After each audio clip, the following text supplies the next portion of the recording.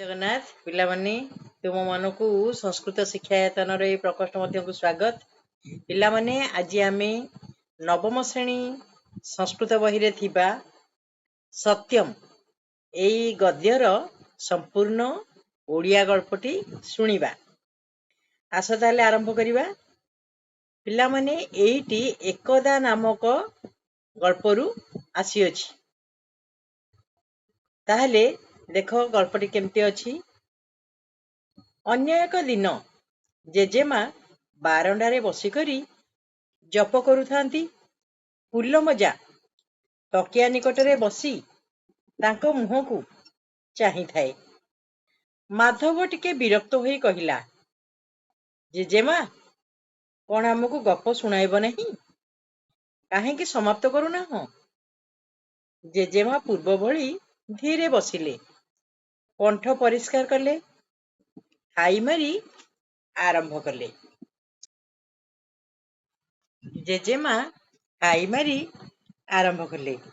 थरे गोटे गाँर शेष भागरे गोटे पोखरी थिला। पुष्करिणी रे सही गाँर लोक माने स्नान करती, लुगा धुअंती, सेठारे सेमाने शौच कार्य करती, सेठारु पानी आनी पियंती और रोषेई आदि कार्य मध्य करती।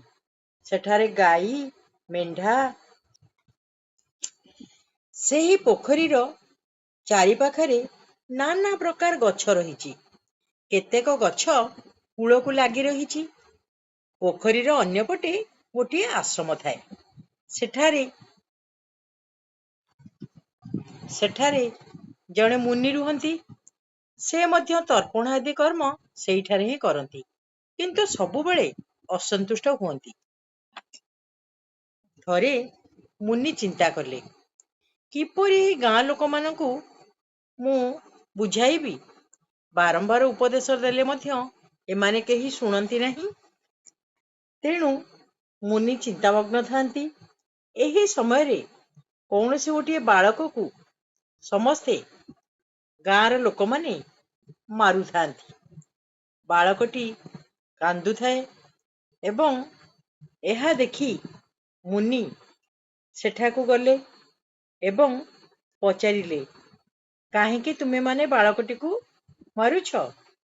लोक माने कहिले, ये गोटे मिथ्यावादी, ये सबुबेले मिछ ही कहूछि। वर्तमान ए संगे संगे आमको गोटे मिछ कथा कहिदेला। मुनि बालकटी को आश्रम आड़कू नेले, ताकू टिके आश्वासना देले एवं ताकू पचारिले, अरे तुमे सत्य कहूना हो? बालकटी कहिला, सत्य कौन? तेबे आस मो साथी रे। एहा कही मुनि बालकटीर हाथ को धरी आश्रम आड़कू बालकटी को नेले। आश्रम को नहीं मुनि बालकटी को पचारिले, तुमर नाम कौन? मु नामरे कृष्ण। मुनि कहिले, हौ केउ कारणरू मिछ कहूच? मन इच्छा कहूची। तेबे मुनि कहिले, एई पुष्करिणी को देखी किछि गोटाए कुह। कृष्ण भारी खुशी हेला एवं आनंदर सहित कहिला, एही जल मध्यरे गोटाए विराट माछ अछि। मुनि एहा सुनी खुशी हो गले, कहिले, धन्य धन्य रे बालक, भल चिंता करिछ। तेबे आसंता काली सकाळे गाँ लोक मानकू एहीपरि कहिबो? कृष्ण टिके कुंठित हेला, ना सेमाने मते बाड़ीबे। अरे ना, एहा परे मोते ही साक्षी करिबो। मुनि एहीपरि कृष्ण को कहिले। अपर दिन सकाळे पिलाटी खुशी होई गाँर प्रति अंचल रे लोक मानकू कहिला, एई पोखरी रे गोटाए विराट माछ अछि, मु देखिछि। केतक कहिले, अरे तूटा गोटे मिछुआ, तो कथारे की विश्वास? पिलाटी कहिला, एथिरे मुनि मध्य देखिचंती। एहा परे समस्त लोक माने खुशी होई माछ अन्वेषण कले। ଶେଷରେ ସମସ୍ତେ ମିଳିମିଶି ପୋଖରୀରେ ପ୍ରବେଶ କରି ମାଛମାନଙ୍କୁ ମାରିଲେ, କିନ୍ତୁ ବଡ଼ ମାଛର ସନ୍ଧାନ ପାଇଲେ ନାହିଁ। ତେଣୁ ମୁନିଙ୍କ ନିକଟକୁ ଯାଇ ରାଗିକିରି କହିଲେ, କଣ ଆପଣ ମଧ୍ୟ ଆମକୁ ଠକୁଛନ୍ତି? ମୁନି କହିଲେ, ଆରେ ବଡ଼ ମାଛ କଣ ସହଜରେ ଧରିବା ସମ୍ଭବ? ସେଥିପାଇଁ ଶ୍ରମ କରିବାକୁ ପଡ଼ିବ। ଆସନ୍ତାକାଲି ସକାଳେ ବନ୍ଧ କାଟି ପାଣି ବାହାର କର, ତାପରେ ପଙ୍କ ବାହାର କର, ତେବେ ବଡ଼ ମାଛ ମିଳିବ।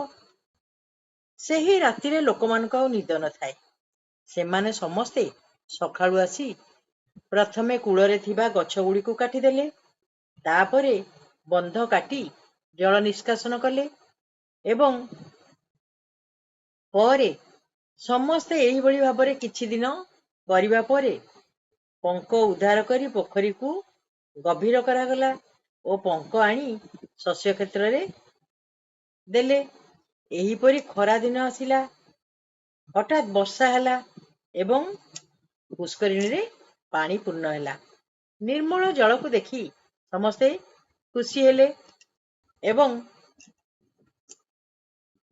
ଶସ୍ୟ କ୍ଷେତ୍ର ଗୁଡ଼ିକୁ ଦିଆଯାଇଥିବା ପଙ୍କ ଦ୍ୱାରା ଶସ୍ୟ କ୍ଷେତ୍ର ଗୁଡ଼ିକ ମଧ୍ୟ ପୁନର୍ବାର ହେଲା।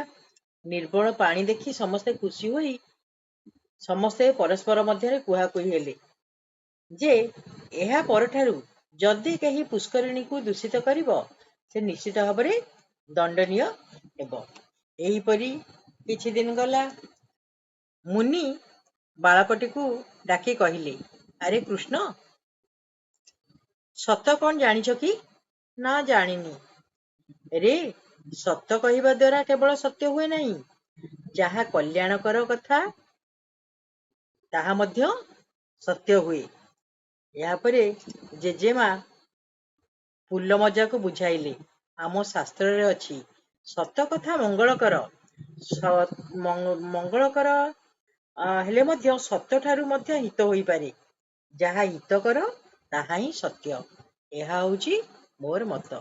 ତେଣୁ ଏହିପରି ଶାସ୍ତ୍ରର କଥା ଶୁଣି ପୁଲମଜା ଓ ମାଧବ ମଧ୍ୟ ଉଲ୍ଲସିତ ହେଲେ ଏବଂ ଜେଜେମାକୁ ସମସ୍ତେ ଧନ୍ୟବାଦ ଦେଲେ। ତାହେଲେ ପିଲାମାନେ, ଆଜି ଆମେ ସତ୍ୟ ଗଳ୍ପଟିର କାହାଣୀ ଶୁଣିଲେ। ତାହେଲେ ତୁମେମାନେ ମଧ୍ୟ ସବୁଆଡ଼େ ପରିଷ୍କାର ପରିଚ୍ଛନ୍ନ ରଖିବ। ପରିଷ୍କାର କରିବା ଦ୍ୱାରା ସମସ୍ତେ ସବୁବେଳେ ଖୁସିରେ ହିଁ ରୁହନ୍ତି। ଧନ୍ୟବାଦ ସମସ୍ତଙ୍କୁ ପିଲାମାନେ।